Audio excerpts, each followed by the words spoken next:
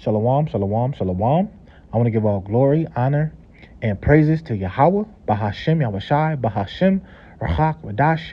Double honors to the elders and apostles of Great Millstone. Peace, blessing, and salutations to the hopeful elect scattered abroad, teaching His word in truth and sincerity. I'm back with another lesson through the spirit and power of Yahweh, Bahashem, Yahushai. And today I want to talk about these post-apocalyptic movies that Esau Edom comes out with. And it's funny because this is the mindset of Esau Edom, right? We understand the Bible talks about this last woe, Armageddon, World War III, and after this great war, Yahushua comes and he sets up the righteous kingdom on the planet Earth. But in Esau Edom's mind, he thinks he's going to rule forever. All right, so you see these different type of movies, and you see the society and the way it's ran. And this is the inward thoughts of Esau Edom. Right, so now the word post-apocalyptic, right, and this is the type of movies that you see a lot with Esau Edom. It says post-apocalyptic means existing after a major global disaster. Common causes include nuclear war, right, which we understand that America is going to be destroyed by nuclear destruction. Deadly plagues and climate collapse, right? We know the deadly plagues are a part of the judgment of Babylon the Great. Climate collapse. Stories in this setting focus on survival, ruined cities, and lost technology, right? Right, so they say the common causes, nuclear war, pandemics, climate change, which is all going to be involved in the last days. All those elements are prophetic events that the scriptures talk about is going to happen to Babylon the Great. It says main theme: survival, no rules, ruins of the past, right? But in these movies, there are societies that comes out of this post-apocalyptic world, and it's usually like a dystopian society, but it's like a totalitarian society or government. So you have movies like The Giver. I was just watching The Giver. Elysium, movies like that. The Hunger Games. Those movies show you the totalitarian government that comes out of that great destruction. All right, so let me get this real quick. It says a dystopian society is often controlled by a totalitarian regime that uses advanced technology, surveillance, and social systems to maintain complete control over the population. Although it may appear technologically advanced, the society is built around oppression and the restriction of individual freedoms. So when you watch The Giver, right, it was great wars, all these things, and they come up with a new society where you don't have no colors, you have no emotions, all the memories are gone, and this is how they control their society. So they use their technology to control the people. And Esau Edom's doing that now, right? He's already coming up with the technology to try to control the people, right, through his surveillance and things of that sort. But we understand that he's going to implement all these things in this current society, right? And it's what the New World Order is about. The New World Order is Esau making a disaster, right, and then coming up with his infrastructure to control the people. Now, like I said, we understand this is the mind of Esau Edom.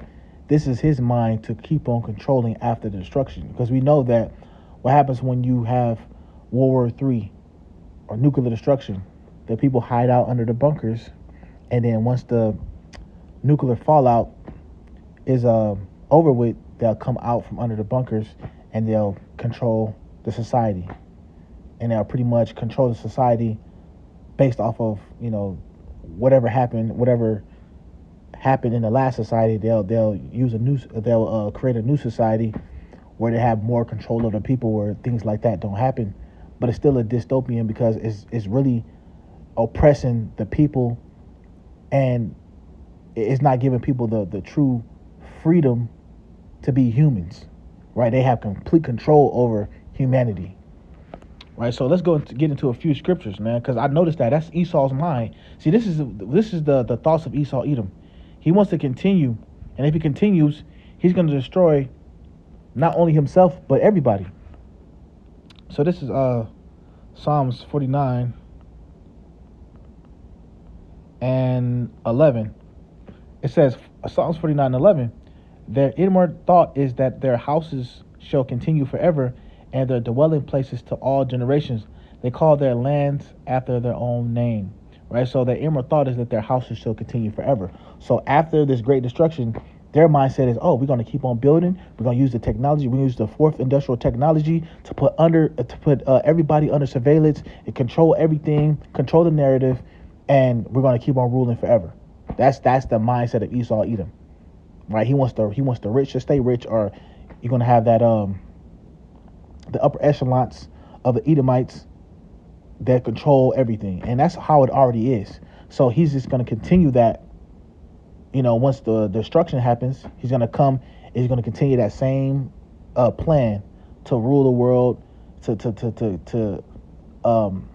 keep the riches and keep everybody else poor. That's Esau Edom's mindset, and this is why we know what's going to happen in the last war, World War III. We understand that this society is going to be destroyed, the ruler is going to be destroyed, and the Lord is going to set up a righteous kingdom on the planet Earth, right? Because at the end of the day, we understand that Earth is given into the hands of the wicked, right? And we'll just go to that real quick.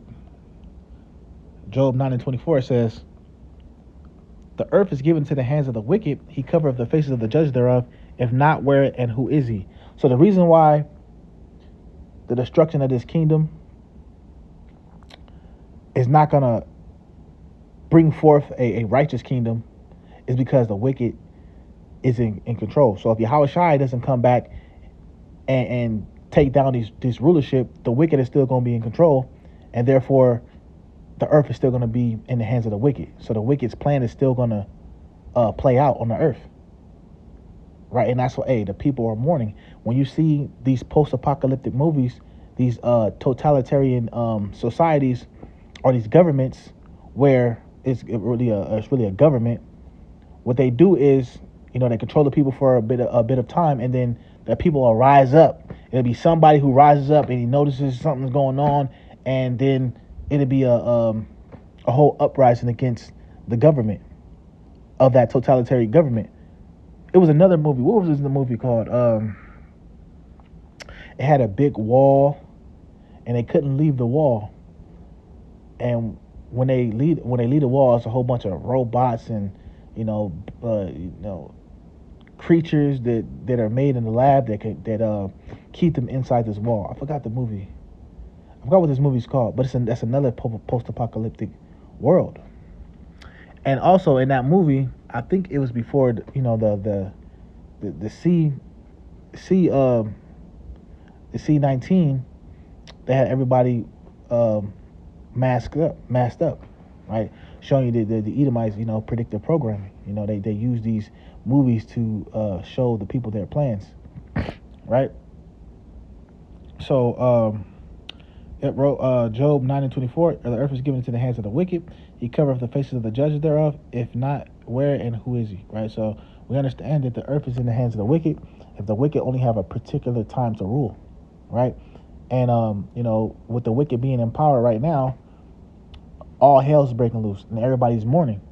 All right, and this is why a society, with Esau Edom, the wicked still ruling, it's only gonna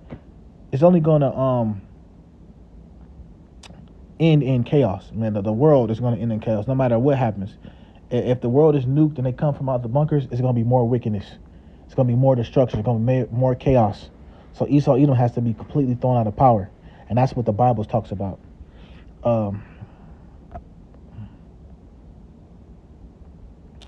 Let's see, where am I going? Proverbs.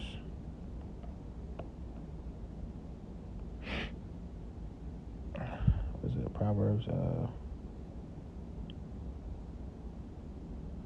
It's 29. Proverbs 29 and 2. When the righteous are in authority, the people rejoice. But when the wicked beareth rule, the people mourn.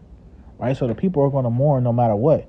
And this is why the whole purpose of of this kingdom being destroyed is for a righteous kingdom to come after that. This kingdom was given to Esau Edom, and he did what he wanted to do, and he did it in wickedness. And so now that his rule is over with, right? His kingdom is coming to an end. His rule is over with. Now it's time for the righteous, to be in authority. Now it's time for the people to rejoice, right? Because of the world is being ran in righteousness. You got all these things being governed unrighteously, right? You got the water polluted, the air is polluted, the food is polluted, all under the rulership of Esau Edom. So he has to be thrown out of power, right? But when you see these movies, you'll see that Esau Edom, his imagination is that I'm gonna keep on ruling, man. I'm gonna keep on ruling, and he uses these movies, to he uses these movies to further, his imagination of how he's gonna rule the world after all hell break loose. Because they know the society is gonna be over. They know every kingdom comes to an end. So now they're trying to figure out, okay, what we gonna do after it ends? Well, they're not going to be able to do anything because the Lord is going to take them down, right? So when the Lord comes back, this is what these Edomites do. This is what the Edomites do. They are, when the destruction comes, they're going to hide in their underground bunkers. They're going to think they got away with the evil, but then the Lord is going to still get them from the underground bunkers, from the mountains they go into, from the space stations or wherever they hide themselves at, the sea. The Lord is going to make sure he takes them from all these different places. So it's not going to be Esau re-emerging from the apocalyptic event as as the rulers, of society. They have all the technology, so they just rebuild. No, that's not what's going to happen. This is Jeremiah 16. I say, and this is Jeremiah 16:16. Behold, I will send forth many fishers, saith the Lord, and they shall fish them. And after will I send for many hunters, and they shall hunt them from every mountain and from every hill out of the holes of the rocks. Right. So this is what's going to happen. They're going to hide into the mountains. They're going to hide into these different areas. But the Lord is going to send the fishers, right, or the fishers that return to hunters, to hunt them out of all the holes in the rocks. All the underground bunkers that they're at. They were going to take them from there, or the elect is going to take them from there and put them in captivity. Right? So they're not going to get away from what they've done. They're not going to be able to rebuild their society and bring in this dystopian society to the earth where they just have complete control over everybody, because they really want to do it now. They're really starting right now. Before the World War III happens, they already are starting to bring in this dystopian, or this, I would say, this totalitarian society, right? They're already building that society where they have complete control. It's another word for a government that's ran by the elites, but this is pretty much what they're planning to do, and this is they're close to it. The Lord says they're not going to fully be able to form their enterprise, but they're going to get it started. We understand the scriptures talk about how they're going to give everybody that MOTB, or they're going to try everybody with that MOTB, and those who consent, they're going to be destroyed, right? Let's go to Revelations 19.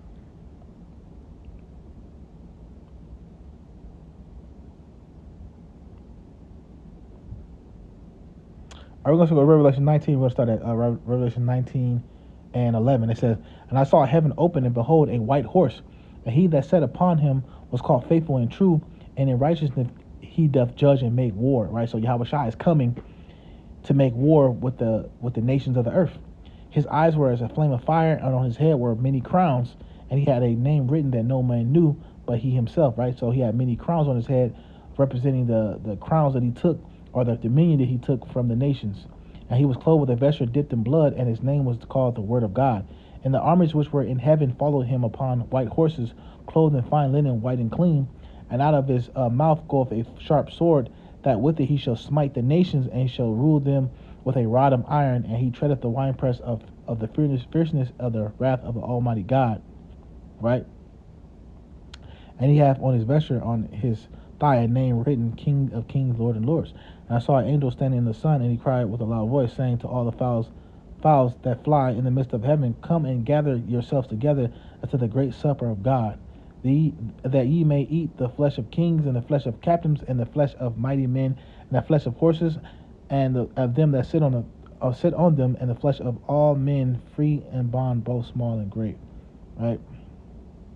And I saw the beast and the kings of the earth and their armies gathered together to make war against him that sat on the horse and against his army.